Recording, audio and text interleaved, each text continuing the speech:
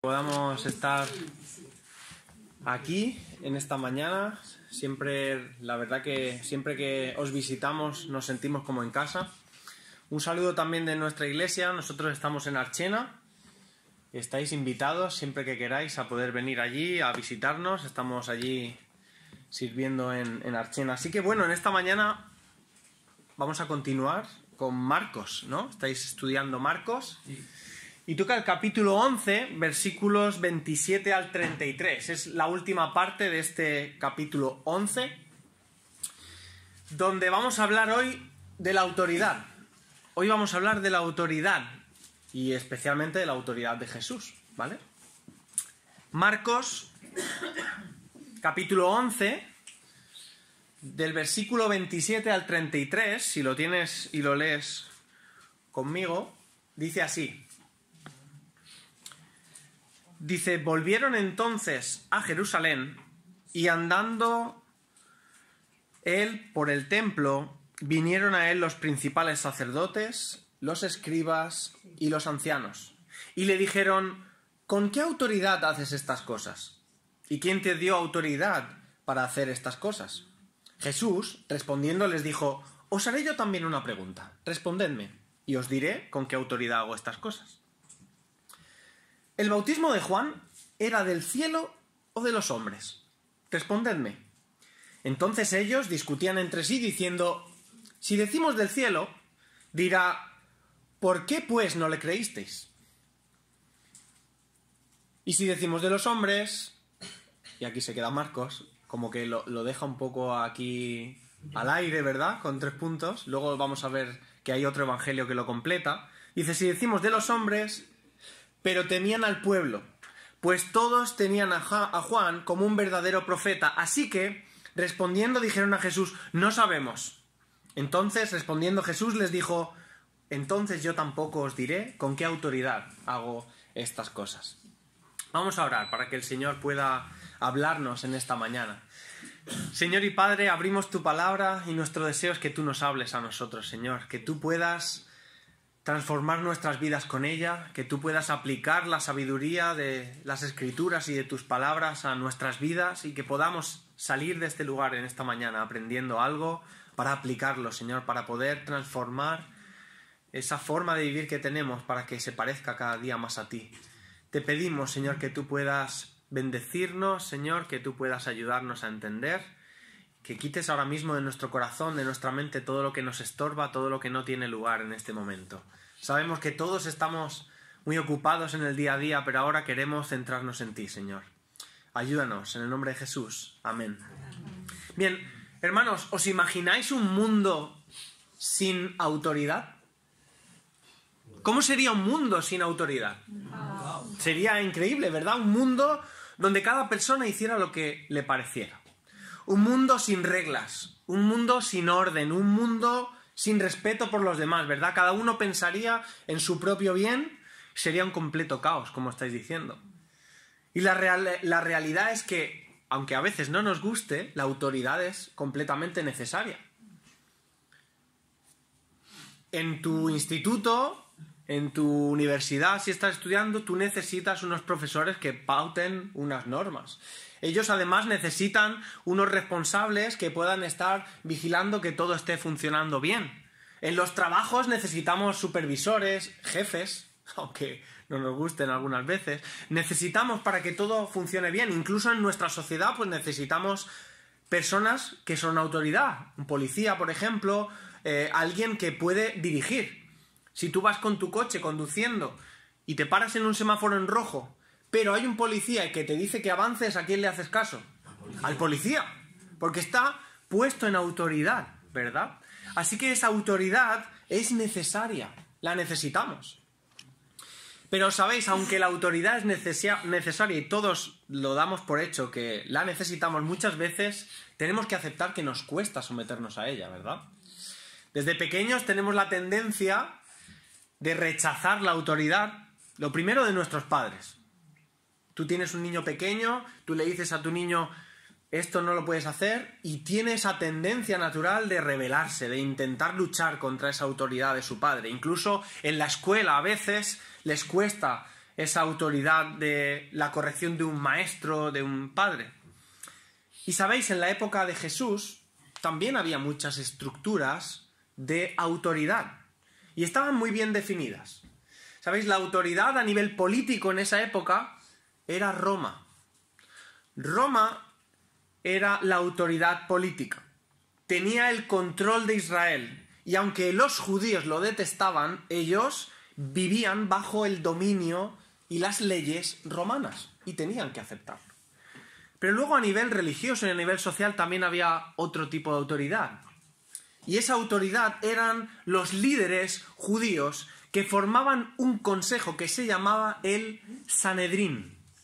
El Sanedrín era un consejo de los líderes formados, ahora vamos a ver, por 3 grupos de personas que son precisamente los que se van a enfrentar a Jesús, que lo que hacían era dirigir y ser la autoridad del pueblo en cuestiones de cultura judía, en cuestiones de religión, en cuestiones incluso no solo espirituales, sino también se metían en aspectos educativos, en aspectos económicos y en aspectos de influencia social. Así que tenían un gran poder y una gran autoridad en esa época, el Sanedrín. Así que vemos estas 2 figuras de autoridad. Roma por una parte, los líderes judíos por otra. Y en el pasaje de hoy vamos a ver cómo estos líderes judíos de la época van a enfrentarse a Jesús. ¿Por qué? Porque ellos veían su autoridad amenazada por Jesús. Ellos, bueno, lo vais viendo, ¿verdad?, conforme estudiamos Marcos. A los líderes judíos no le caía muy bien Jesús. No les gustaba Jesús. ¿Por qué? Porque Jesús hablaba en contra de ciertas cosas que ellos estaban haciendo mal. Y ellos estaban viendo amenazado ese estatus social, ese poder que tenían en el pueblo, así que ahora lo que vamos a ver hoy es que van a desafiar a Jesús, van a desafiar la autoridad de Jesús, pero es muy interesante y vamos a ir viendo qué es lo que sucede. Así que lo primero que podemos ver, a mí me gusta dividir el texto en diferentes puntos para poder entenderlo mejor. Lo primero que vemos en los primeros 2 versículos es cómo desafían la autoridad de Jesús. Fijaos en los versículos 27 y 28, dicen: volvieron entonces a Jerusalén y andando por el templo, está hablando de Jesús y sus discípulos, había vuelto a Jerusalén. ¿Sabéis en qué semana estamos? En el capítulo 11, la última semana, la semana de Semana Santa, que podríamos llamar nosotros, ¿verdad? Jesús en el principio del capítulo 11 ha hecho la entrada triunfal. Luego después habréis visto que hay una maldición de una higuera, habréis visto que él va al templo a purificarlo y a echar a esos mercaderes, y ahora Jesús vuelve al templo. Y estando en el templo, Jesús, ¿qué haría en el templo? No sabemos porque el texto no nos dice, pero seguramente estaba enseñando y estaba allí enseñando a las personas cuando este grupo de líderes judíos van a por él. No sabemos si es porque la enseñanza no les estaba gustando o simplemente por lo que había hecho el día anterior de haber echado a todos esos mercaderes, y el Sanedrín había dicho: id para allá y ved a ver qué es lo que está pasando con este hombre. Este hombre está atacando a nuestra autoridad. Así que dice que Jesús volvió, versículo 27, a Jerusalén, y andando por el templo, él estaba allí, vinieron a él los principales sacerdotes, los escribas y los ancianos. Y le dijeron: ¿con qué autoridad hacen estas cosas? ¿Y quién te dio autoridad de hacer todo esto? Bien, este final del capítulo 11 de Marcos, y con este primer enfrentamiento vamos a empezar, o vais a empezar, cuando seguimos leyendo Marcos, vais a empezar, por así decirlo, el confrontamiento final de los fariseos con Jesús, que va a acabar con Jesús en la cruz. Con esto que están haciendo van a empezar a ir, y vais a verlo conforme vais avanzando el capítulo 12 de Marcos, que van a por él. Y aquí han empezado. Directamente lo primero que hacen es ir a preguntarle por qué autoridad tiene, y luego iréis viendo que siguen con esas preguntas hasta que al final consiguen lo que quieren. Así que Marcos comienza con esa entrada triunfal, como lo hemos dicho, y se extiende hasta el final del capítulo 12, donde se intensifica esa lucha entre los líderes judíos y Jesús, esa oposición, mejor dicho. Y los evangelios son muy claros cuando los leemos todas las historias. ¿Por qué los líderes judíos rechazaban a Jesús? ¿Por qué lo odiaban tanto? ¿Qué era lo que estaba pasando? Lo primero, porque Jesús denunciaba su hipocresía y el sistema legalista de obras que habían impuesto al pueblo. Jesús no tiene pelos en la lengua ante los fariseos. ¿Sabéis cómo les llama? Hipócritas. ¿Sabéis cómo les llama? Sepulcros blanqueados. Que por fuera sois muy bonitos y por dentro estáis muertos. Y eso se lo decía Jesús a ellos. Así que ellos no le tenían nada de cariño a Jesús. A pesar de que estos hombres tenían una apariencia de bondad y de ser muy buenos en el pueblo, realmente solo buscaban mantener su estatus social, mantener ese prestigio que habían logrado en el pueblo, y Jesús iba y hablaba abiertamente contra ellos. ¿Sabéis? Lo que hacían los fariseos no tenía un propósito santo, tenía un propósito de apariencia. ¿Sabéis? La palabra hipócrita viene de una palabra que se llama hipócrites. ¿Y sabéis lo que significa eso? En griego, hipócrites significa actor. No sé si habéis visto alguna vez estas máscaras griegas que tienen una cara así muy sonriente y luego otra que al lado normalmente tiene una cara así como muy triste. Estas máscaras de la antigua Grecia de los actores. A esos actores, ¿sabéis cómo se les llamaba? Hipócrites. Los hipócrites eran actores. Así que cuando el Señor Jesús les dice, vosotros sois unos hipócritas, y en el Sermón del Monte, que es lo que estoy dando los estudios en la iglesia de Archena, lo vemos constantemente, que dice, no seáis como los hipócritas, no seáis como los actores, porque ellos actúan en la ofrenda, ellos actúan en la oración, ellos actúan en el ayuno, y todo parece que la ofrenda es buenísima, y que sus oraciones son buenísimas, y que su ayuno es el ayuno correcto. ¿Y sabéis lo que están haciendo? Actuando. Son unos hipócritas, actores. El Señor Jesús no tenía ningún tipo de problema en decirles esa verdad a la cara. Pero, ¿sabéis una cosa? El rechazo de los líderes judíos a Jesús no solamente tenía que ver con lo que Jesús enseñaba y decía, sino que en este caso tiene que ver más con lo que hacía y actuaba, con cómo actuaba. Porque hemos visto que el día anterior Jesús va al templo y expulsa a las personas que estaban allí vendiendo, haciendo negocio. No sé si la última vez lo comentó, no sé quién dio el estudio, no sé si lo comentaste, pero ¿os habéis puesto a pensar que para que tú llegues a un templo y tú pongas ahí tu tienda y tú pongas ahí el negocio y comiences a hacer algo, ¿tú qué necesitas? ¿Un permiso? Hombre, yo no puedo ir ahora a la plaza de la catedral, poner ahí un chiringuito porque no me dejan. ¿Y quién les había dado permiso a estos mercaderes que estaban allí? Los sumos sacerdotes, Anás y Caifás. Los sumos sacerdotes estaban aprobando este tipo de cosas. Se habían metido en la corrupción absoluta. No sabemos si tendrían ganancias, no tenemos ni idea, pero el caso es que ellos lo estaban permitiendo hasta que llega Jesús y dice, esto no puede ser, y los echa. Entonces ahora ya no solamente tenían el problema de que Jesús hablaba contra ellos, sino que se le sumaba el problema de que Jesús actuaba contra ellos. No se quedaba quieto, no lo iba a permitir. Y sabéis, no era la primera vez que esto sucedía, porque hay otra ocasión en la cual Jesús también echa a unos que estaban ahí haciendo un mercado en el templo. Y sabemos que es algo diferente porque eso fue al principio de su ministerio. En Juan capítulo 2 lo puedes leer, capítulo 2, versículos 13 al 18, por si luego lo quieres leer.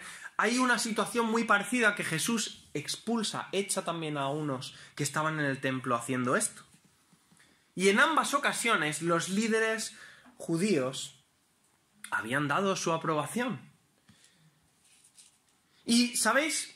Lo que aquí ahora van a decirle a Jesús no es cuestionar el acto en sí, porque yo creo que en el fondo ellos se daban cuenta de que decían, es que tiene razón.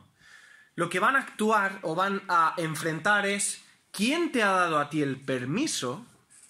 ¿Dónde está tu permiso para actuar de esa forma?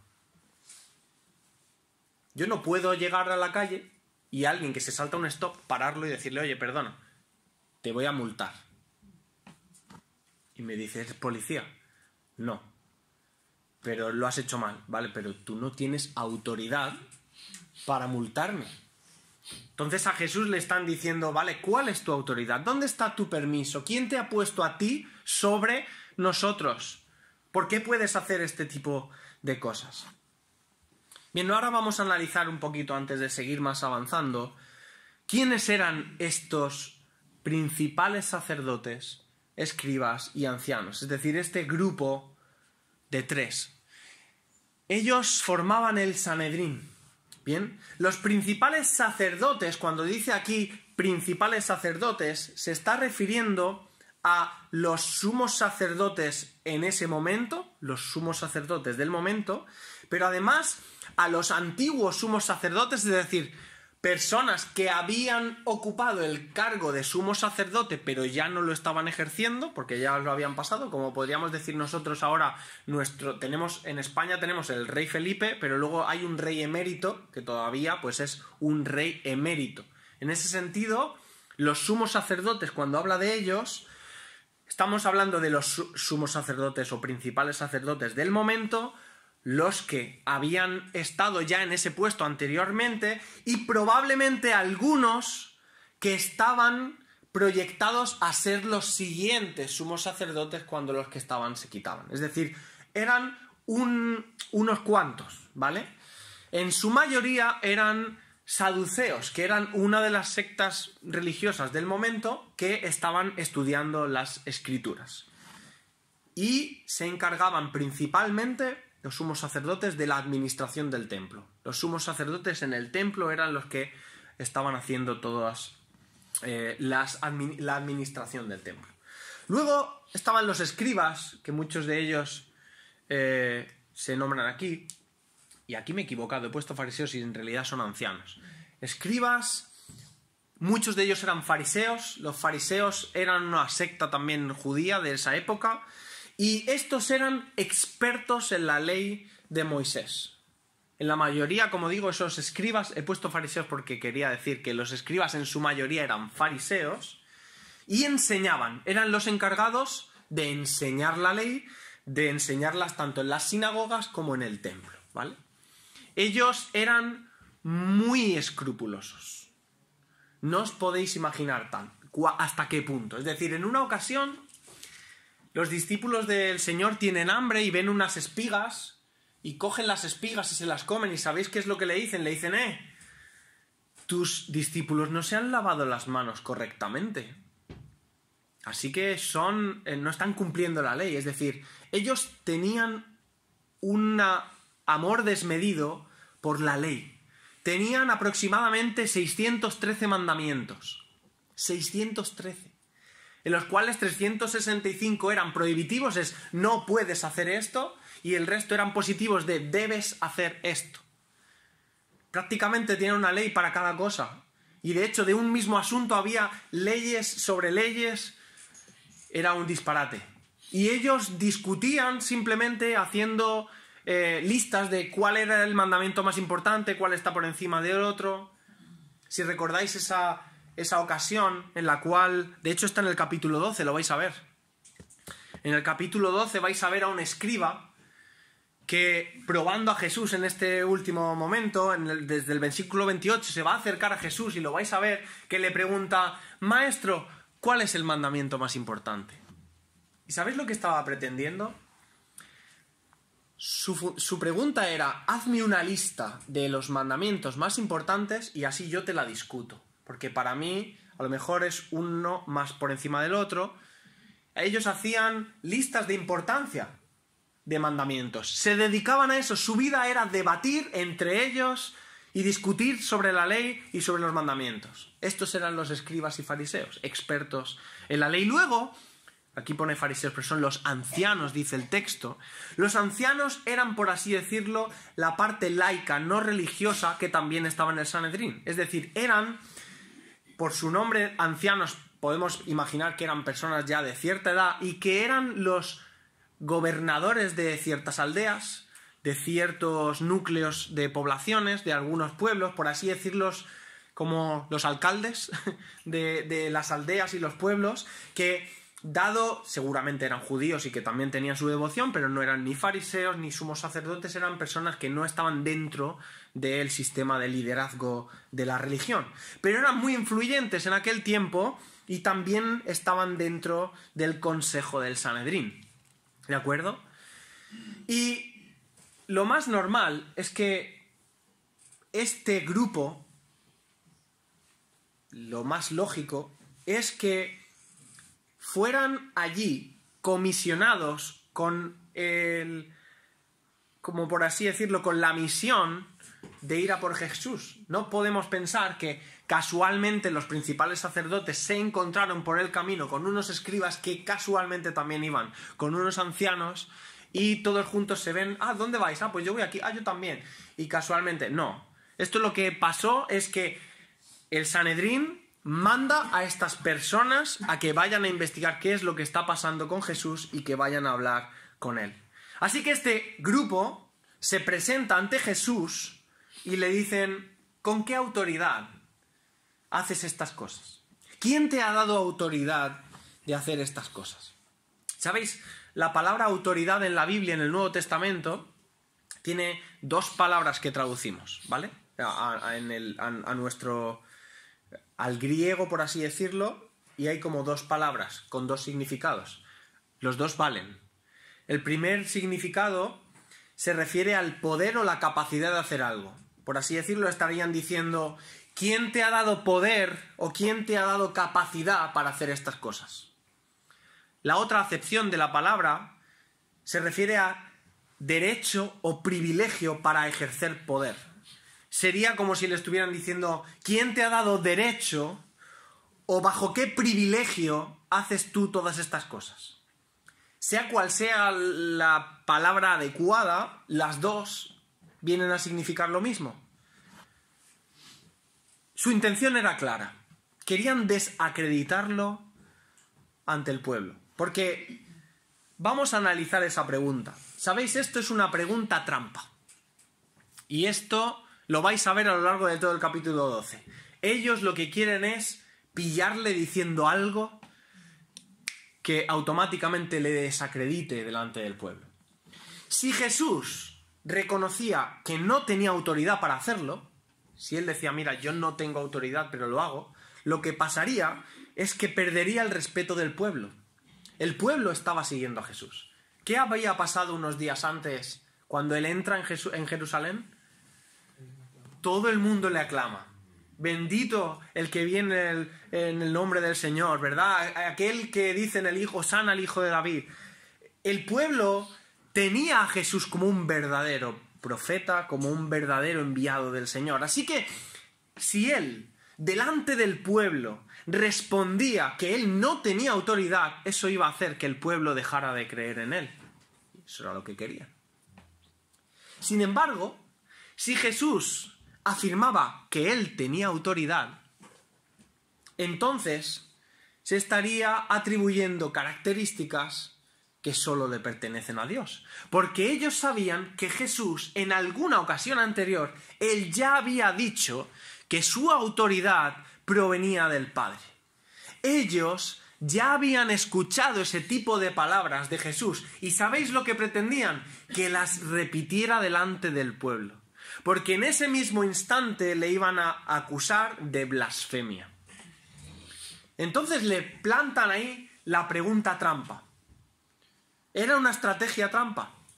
buscaban que Jesús respondiera una cosa o respondiera otra, al final su situación era muy complicada, era muy difícil. Y esto no es la única vez que vamos a ver que intentan hacer eso, ¿sabéis? Hay otra cuestión que lo veis en el capítulo 12, que ¿es lícito dar tributo al César? Es una pregunta igual de trampa. Si dice una cosa, malo. Si dice la otra, malo.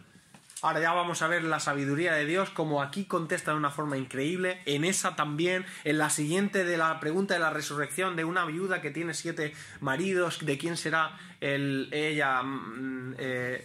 marido, y también contesta de una forma increíble, ¿verdad? Lo que vemos aquí con estas preguntas es que la motivación de este grupo era una motivación perversa, malvada. Ellos no buscaban la verdad. Ellos querían deshacerse de Jesús. Querían eliminarlo. Y cada intento de cuestionarlo era parte de su plan para destruir a Jesús, porque atentaba y ponía en peligro su estatus social, eso que habían conseguido con los años.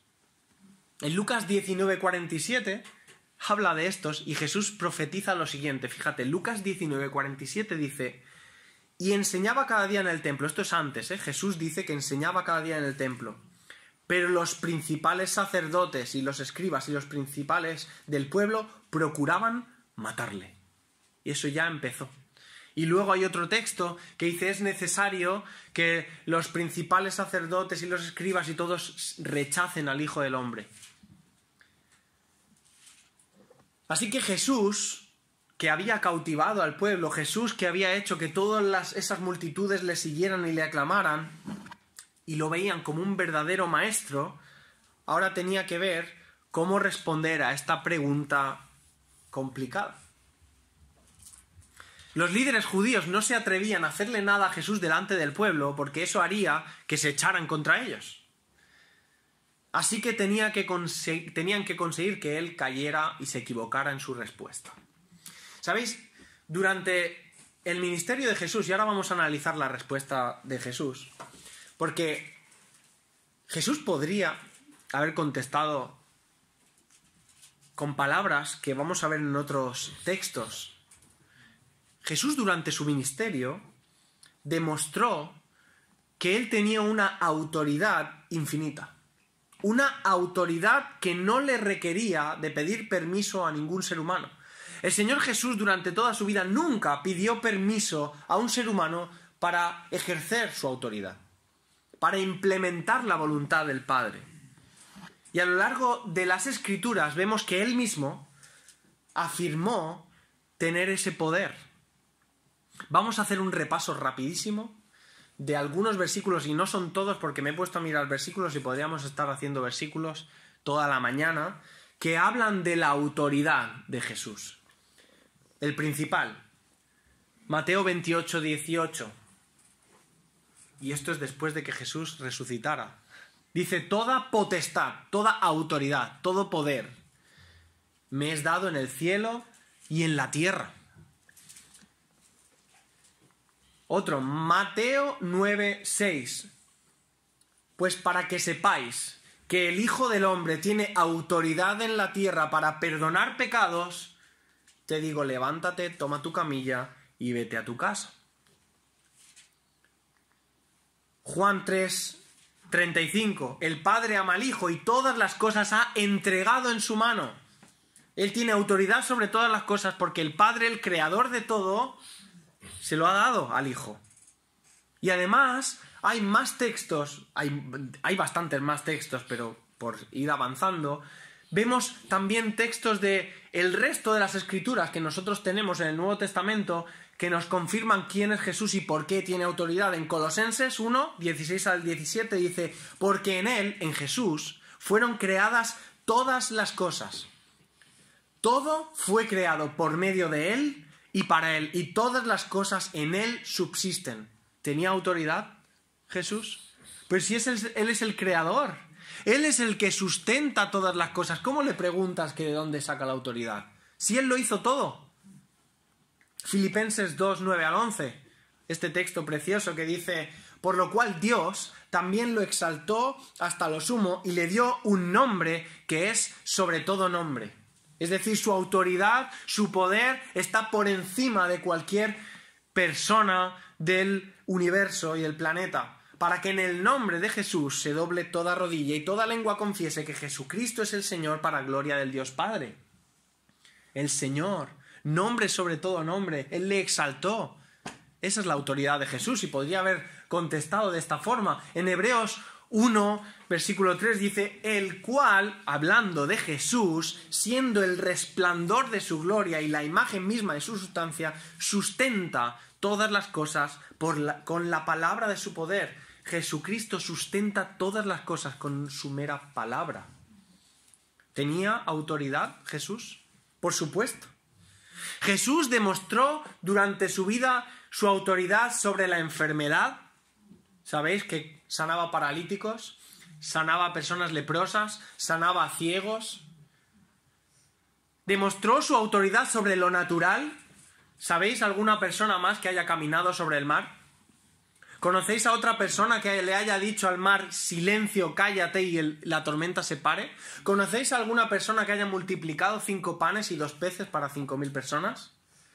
Demostró su autoridad y su poder sobre las cosas naturales, sobre la enfermedad, pero también sobre lo sobrenatural. ¿Conocéis a alguna persona como Jesús que pueda perdonar pecados?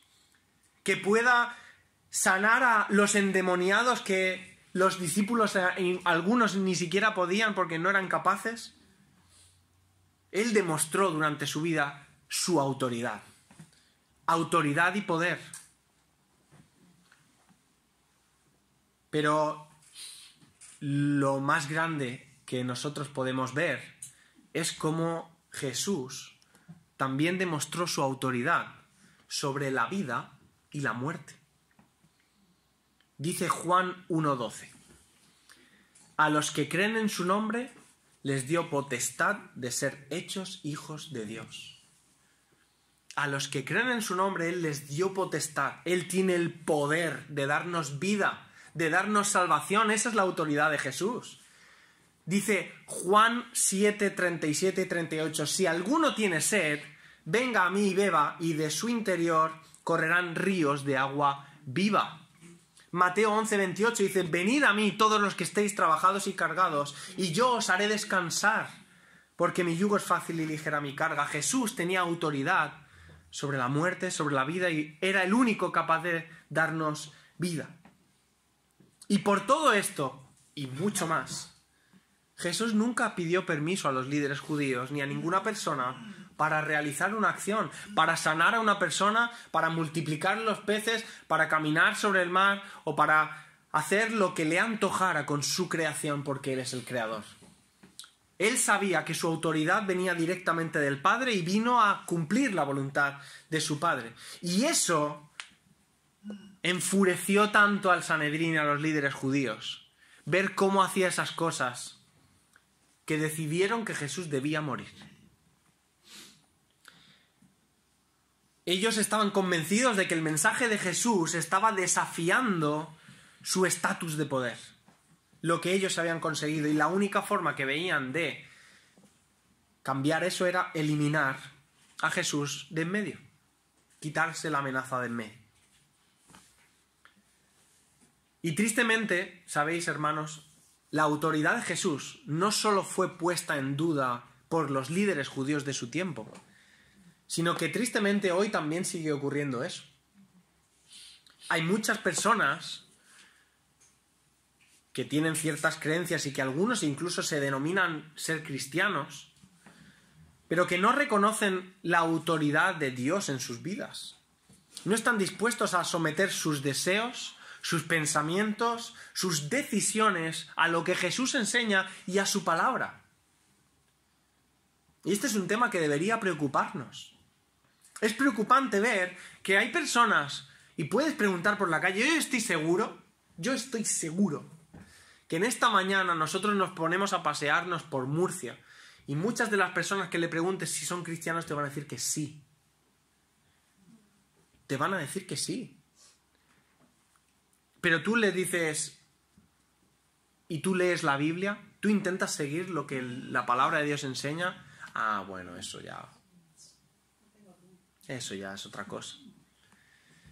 Yo tomo mis propias decisiones, yo sé lo mejor para mí.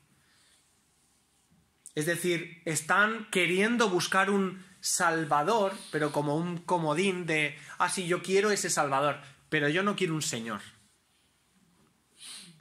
Y sabéis, en la palabra de Dios nos dice que tenemos que reconocer a Jesús como nuestro Señor y nuestro Salvador. Una cosa no va a separarse de la otra. El Señor es nuestro Señor y Salvador. Qué bonito es tener un Salvador y hacer lo que a ti te da la gana. Yo vivo como a mí me dé la gana y no tengo en cuenta su palabra, no tengo en cuenta sus enseñanzas y vivo como a mí me place. El verdadero cristianismo se vive aplicando la autoridad de Jesús, de las Escrituras, de sus enseñanzas, de lo que ella nos dice en nuestras vidas y reconociendo que Jesús debe reinar por encima de nosotros mismos.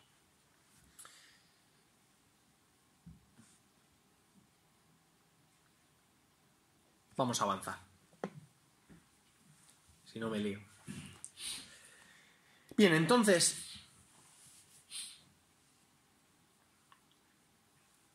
vamos a ver la respuesta de Jesús. Porque hemos estado analizando que Jesús podría haber contestado a esta pregunta de muchas formas. Seguramente podría haber dicho que ¿qué autoridad tengo? Espérate. Y Señor, que caiga fuego del cielo. Lo habría hecho y habría pasado. Y todo el mundo se habría quedado alucinado, pero no lo hace, sino que contesta de una forma sabia, de una forma que lo que va a hacer es que el pueblo se dé cuenta de cuál es el corazón o lo que hay detrás de este grupo de judíos que van a por él. Y es lo siguiente, es la respuesta de Jesús, que lo vamos a ver junto con la incoherencia religiosa. Primero vamos a ver estos dos versículos. Dice, respondiendo Jesús, les dijo, os haré yo también una pregunta. Respondedme y os diré con qué autoridad hago estas cosas. ¿El bautismo de Juan, habla de Juan el Bautista, era del cielo o de los hombres? Respondedme. Bien, ¿sabéis lo que hace Jesús aquí en España? Esto se llama responder a la gallega, ¿vale? No conozco a nadie gallego, la verdad, pero yo lo he escuchado muchas veces. Responder a la gallega, como que respondes una pregunta con otra pregunta, ¿vale? Y esto era algo que los líderes, os he dicho que los fariseos pasaban horas debatiendo, y esto era algo que hacían. Cuando un fariseo debatía con otro y le hacía una pregunta, casi siempre, muchas de las veces, contestaban haciendo otra pregunta. En lugar de contestar directamente, le hacían otra pregunta. Y lo que se buscaba era hacer reflexionar más profundamente a la persona que te estaba cuestionando.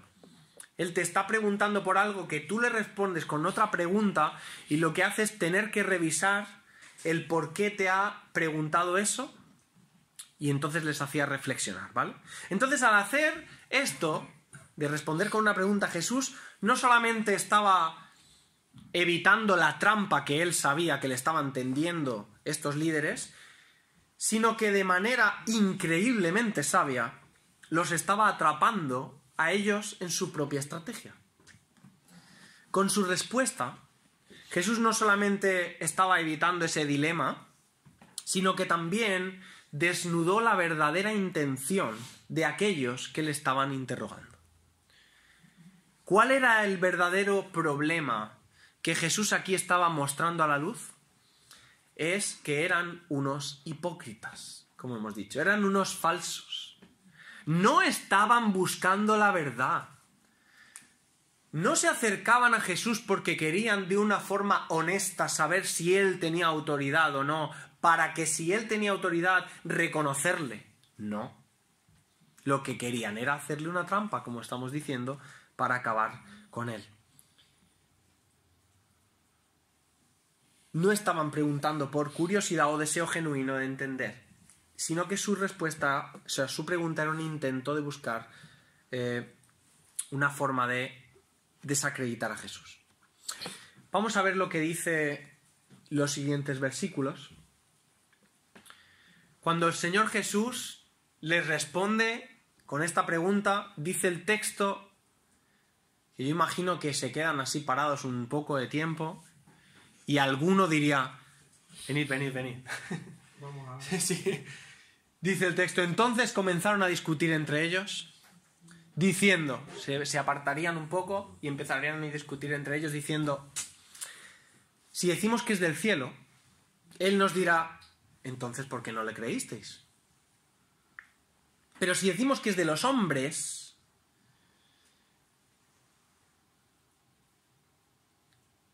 y ahí se para Marcos, ¿vale?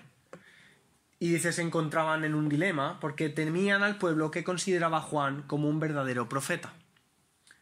Así que finalmente respondieron, no sabemos. Y Jesús les dijo, yo tampoco os diré con qué autoridad hago estas cosas. O sea, imaginad la escena. Ese grupo de eruditos, ancianos, sumos sacerdotes, gente de mucho prestigio, expertos en debates, como los fariseos y escribas, que se habían visto completamente atrapados por la pregunta que Jesús les hace sobre el bautismo de Juan.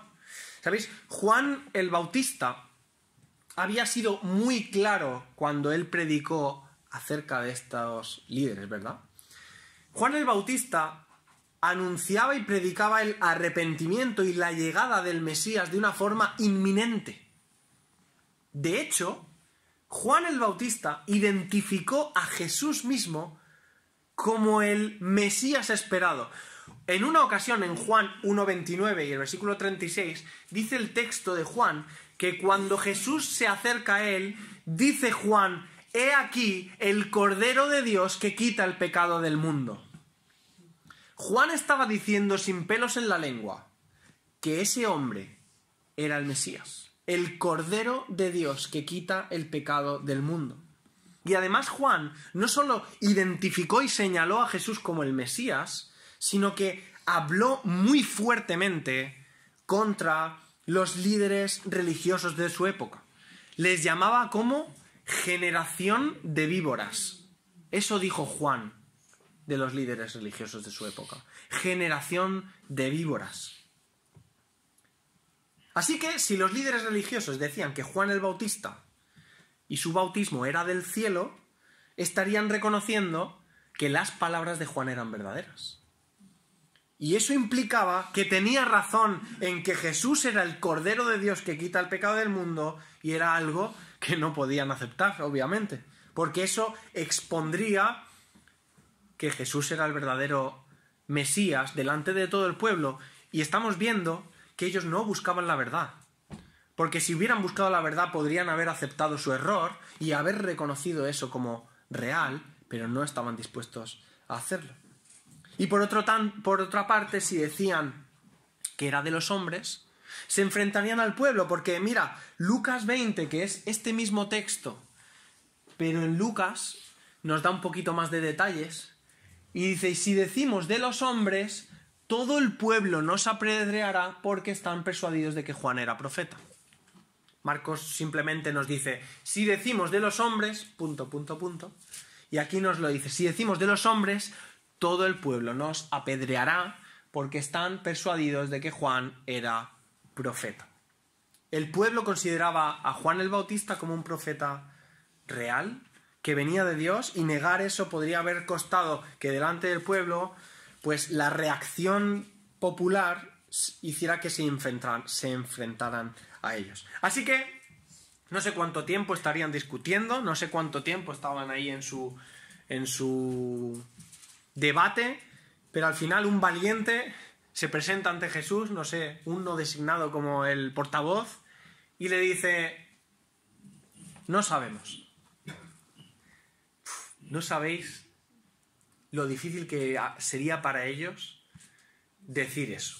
O sea, ellos vivían debatiendo y haciéndose más sabios que el resto y intentando destacar por lo demás. Decir para un orgulloso judío, líder, sabio, experto, no lo sé, eso era Increíble.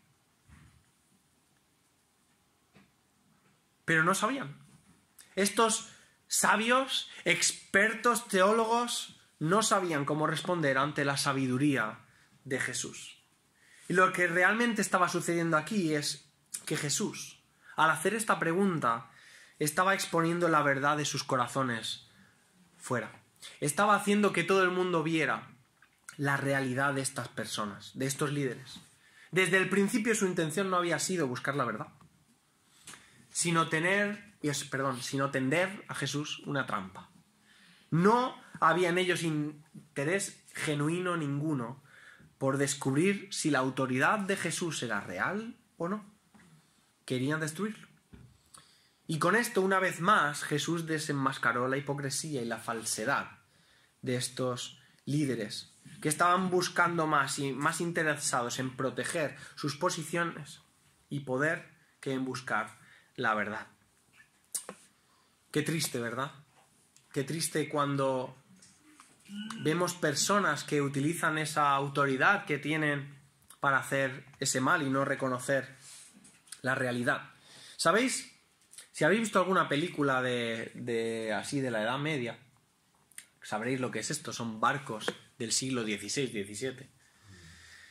Bien, durante el siglo XVI y XVII las guerras no se hacían con tanques, no se hacían con aviones, sino que se hacían con barcos, con galeones gigantes, ¿vale? Y durante el siglo XVI y XVII, durante esas guerras que se desarrollaban en el mar, se creó una cosa, porque había invasiones de una flota. Tú imagínate que hay un país que invade otro con una flota de barcos enorme, y si tú no tenías barcos suficientes para defenderte, pues simplemente llegaban a tu costa, lo destruían todo con sus cañones y no podías hacer nada. Así que se creó una cosa en Inglaterra que se llama la patente de corso. Y os voy a explicar qué es la patente de corso. La patente de corso era una autorización firmada por los gobernantes que daban permiso a los barcos de su país para saquear, asaltar y destruir cualquier barco que vieran y que fuera de otro país. Es decir, estaban dándole licencia para hacer cosas que normalmente están prohibidas. Tenían una autorización para atacar, saquear y destruir.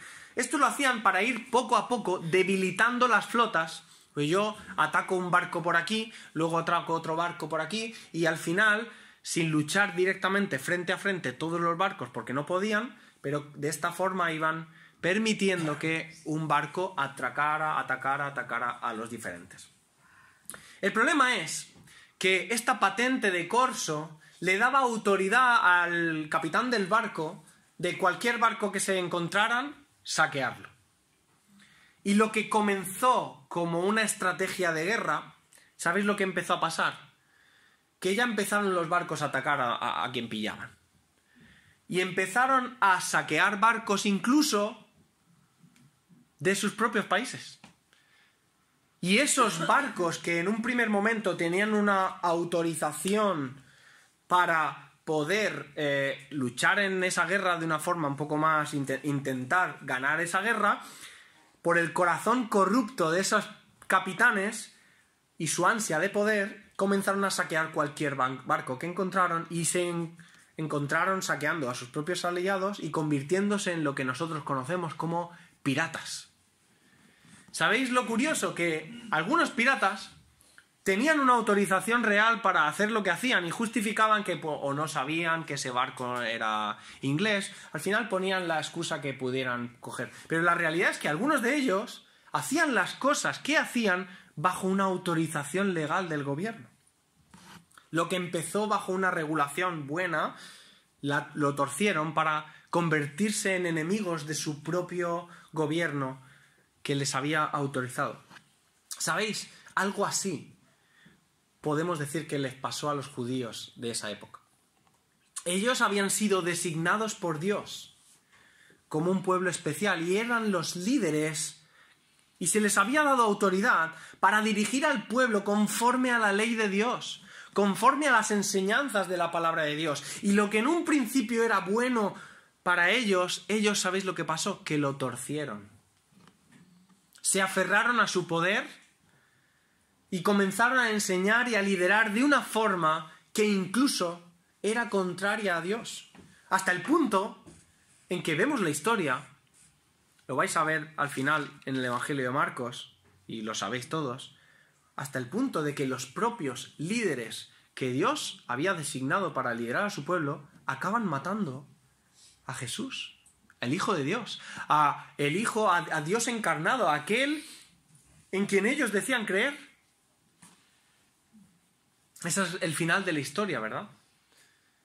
Y aunque en esta ocasión que hemos leído hoy los fariseos no consiguen atrapar a Jesús, ellos siguieron y siguieron y siguieron, y a través de un juicio injusto y a través de mentiras consiguieron lo que tanto anhelaban, que era verlo condenado a morir en una cruz.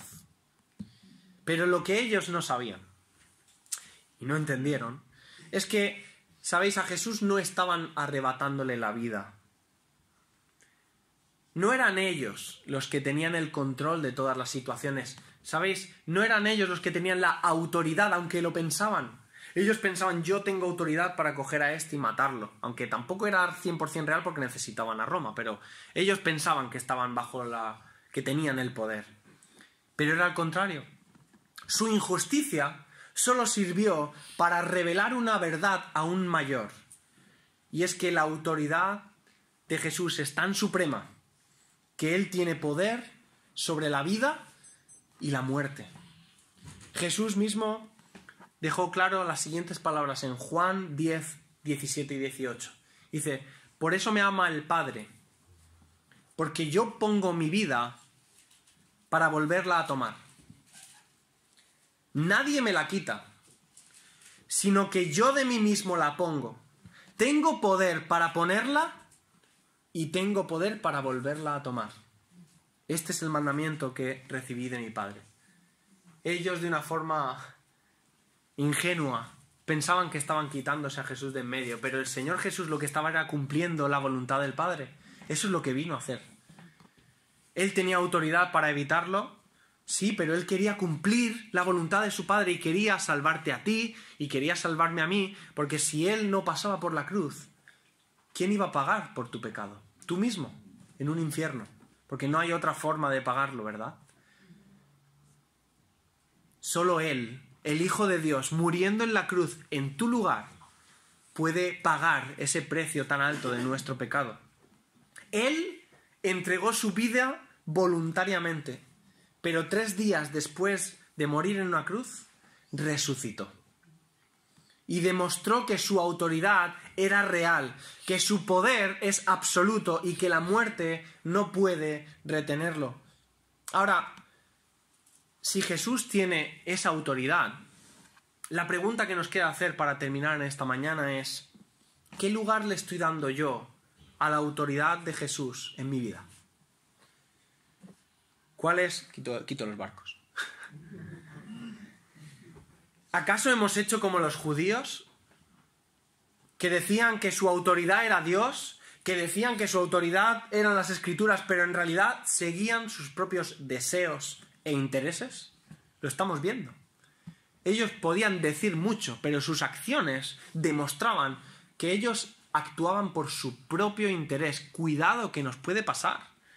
Cuidado que hay muchas personas que son cristianas o dicen ser cristianas y actúan por su propio interés sin tener en cuenta lo que Dios dice. ¿Es Dios verdaderamente el que influye en nuestras decisiones o somos nosotros? ¿Estamos permitiendo que nuestras emociones, nuestra cultura o nuestro entorno tomen el lugar de Dios en lugar de que sea Dios el que decida eso por nosotros? Muchas veces, sin darnos cuenta, nos dejamos moldear más por lo que nos viene del mundo que por lo que Dios dice en su palabra. Así que, sin querer, terminamos viendo a Jesús como nuestro Salvador, pero no como nuestro Señor. Las Escrituras nos enseñan, como hemos dicho, que no podemos separar una cosa de la otra, ¿verdad? Estas dos realidades tienen que estar y es la verdad en la que tenemos que fundamentarnos. Así que hoy es un buen momento para reflexionar esto, ¿verdad? ¿A quién estamos obedeciendo? ¿Quién es la autoridad en nuestras vidas? ¿Es Él el que tiene la última palabra? ¿Es Cristo nuestro único y verdadero Señor también?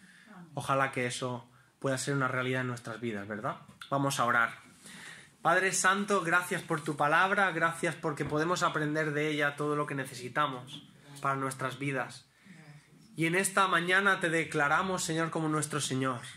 No solo nuestro Salvador, que también obviamente eres nuestro Salvador y estamos agradecidos, pero también queremos que seas nuestro Señor. Y perdónanos, Señor, porque fallamos. Perdónanos porque en demasiadas ocasiones queremos seguir nuestros propios impulsos, nuestros propios pareceres, nuestros propios intereses. A veces pensamos que son adecuados, pero nos hemos olvidado de preguntarte a ti primero, de pasar tiempo en oración, de pasar tiempo en lectura de tu palabra, para que seas tú el que nos guíe. Señor, queremos que tú nos guíes, Señor. Dice tu palabra en el Salmo 119, lámpara es a mis pies, tu palabra y lumbrera a mi camino. Señor, queremos que nuestro camino sea iluminado por tu palabra, por tus enseñanzas. Ayúdanos, Señor. Y en esta mañana te doy gracias por poder estar en este lugar. Te pido una bendición para mis hermanos aquí en Murcia, que tú puedas ayudarles, Señor.